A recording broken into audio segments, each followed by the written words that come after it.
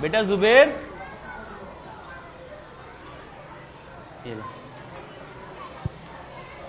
زبیر یہ کتنی انگلیاں ہیں؟ بھائی اس کو کیا معلوم، اس کے ابو تو پوچھیں گے، اس سے تو کم دکھائی دیتا ہے۔ یار میں نے کتنی بار کہا کہ میرے والد صاحب کا مذاق نہ اڑایا کرو۔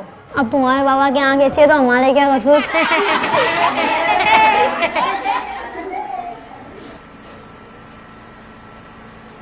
ابو میں نے آپ کو کتنی دفعہ کہا ہے کہ میری کلاس کی طرف نہ آیا کریں، سب دوست میرا مذاق اڑاتے ہیں کہ تمہارے والد کی ایک آنکھ نہیں ہے، اور یہ مجھے بالکل اچھا نہیں لگتا کہ کوئی آپ کا مذاق اڑائے۔ بس اتنی سی بات ہے، ٹھیک ہے بیٹا، آئندہ نہیں آئیں گے۔ والد نے بیٹے کی مجبوری کو دیکھتے ہوئے فیصلہ کیا کہ آئندہ وہ اس کے دوستوں کے سامنے اس کے روبرو جانے سے گریز کریں گے۔ لیکن جیسے جیسے وقت آگے بڑھ رہا تھا، زبیر زندگی میں کامیابیاں حاصل کرتا جا رہا تھا۔ اس کا یہ خوف بڑھتا جا رہا تھا کہ اس کے والد کی وجہ سے لوگ مذاق نہ اڑائیں۔ زبیر زندگی میں کامیابیاں سمیٹتا ہوا جب شادی شدہ زندگی کی طرف جانے کا سوچنے لگا تو باپ کی کجی اس کے لیے احساس کمتری کا باعث بنتی جا رہی تھی، جس کے بعد اس نے شادی سے قبل ہی باپ سے علیحدگی کا فیصلہ کیا۔ خیرت بیٹا کہیں جا رہے ہیں کیا؟ جی، کچھ بتایا بھی نہیں ہے، یوں ہی چپ چاپ؟ زندگی کے سفر کی شروعات ہے، ابھی مجھے بہت کچھ کرنا ہے، شادی کرنی ہے، اس لیے میں نے فیصلہ کیا ہے کہ میں الگ رہوں گا۔ آپ کو کسی چیز کی ضرورت ہو تو بتا دیجیے گا۔ نہیں بیٹا، مجھے آپ کی کامیابی چاہیے، جہاں بھی رہیں آپ خوش رہیں۔ زبیر نے والد سے علیحدگی کے بعد شادی کر لی۔ قدرت نے اسے اولاد کی نعمت سے نوازا۔ اس کے پاس گھر، بیوی، بچے، سب کچھ تھا۔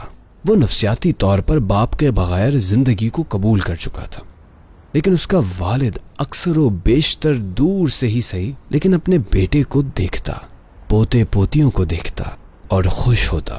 وقت گزر گیا۔ ایک روز اس کے والد نے سوچا کہ وہ بیٹے سے ملے اور اپنی جمع پونجی اس کے حوالے کر دے، اور وہ وہاں جا پہنچا۔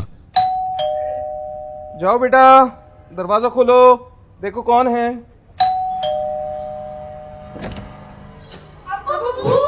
کیا ہوا؟ معذرت بیٹا۔ کیوں ڈر رہے ہو؟ بھائی جن بابا ہے، ان نے واپسی بھیجا، میں ڈر لگ رہا ہے۔ 100 بار کہا ہے کہ مت آیا کریں یہاں پہ۔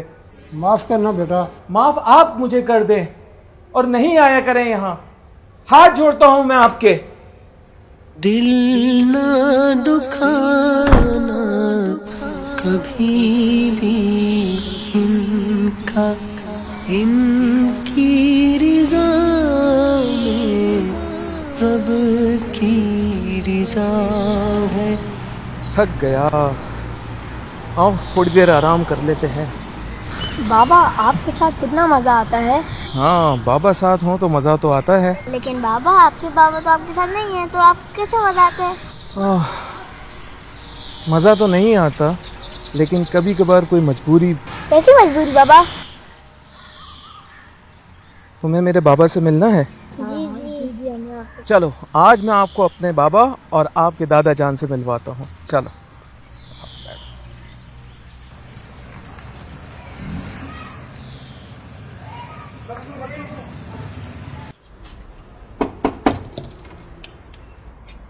بابا، میرا مطلب ہے شریف صاحب ہیں گھر پہ؟ تم زبیر ہو نا؟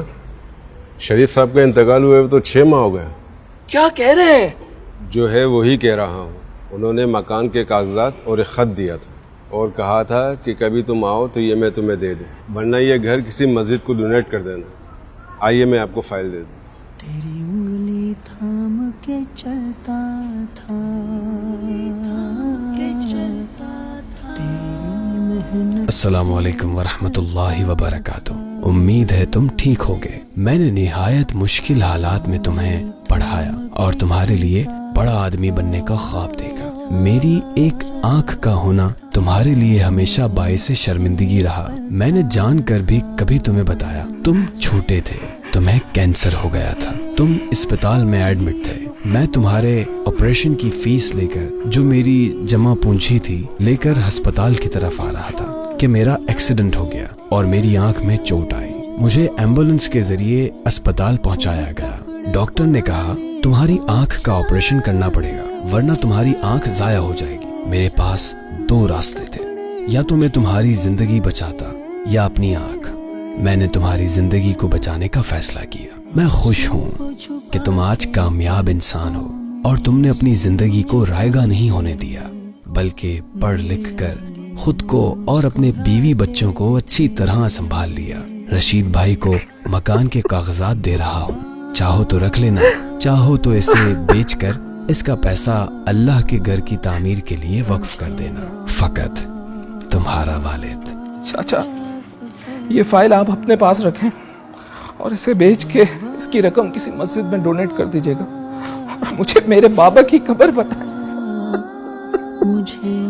دوسروں کا مذاق اڑانا ہمارا معمول بنتا رہا ہے، جبکہ قرآن مجید فرقان حمید میں اللہ تعالیٰ نے ارشاد فرمایا، مرد دوسرے مردوں پر نہ ہنسیں، ہو سکتا ہے کہ وہ ان ہنسنے والوں سے بہتر ہوں، اور نہ عورتیں دوسرے عورتوں پر ہنسیں، ہو سکتا ہے کہ وہ ان ہنسنے والیوں سے بہتر ہوں، اور آپس میں کسی کو تانا نہ دو۔ جبکہ والدین کی اطاعت اور حقوق کے بارے میں تو قرآن و حدیث میں متعدد بار کہا گیا، اور تمہارے رب نے حکم فرمایا کہ اس کے سوا کسی کی عبادت نہ کرو، اور ماں باپ کے ساتھ اچھا سلوک کرو۔ اگر تیرے سامنے ان میں سے کوئی ایک یا دونوں بڑھاپے کو پہنچ جائیں تو ان سے اف تک نہ کہنا، اور انہیں نہ جھڑکنا، اور ان سے خوبصورت نرم بات کہنا۔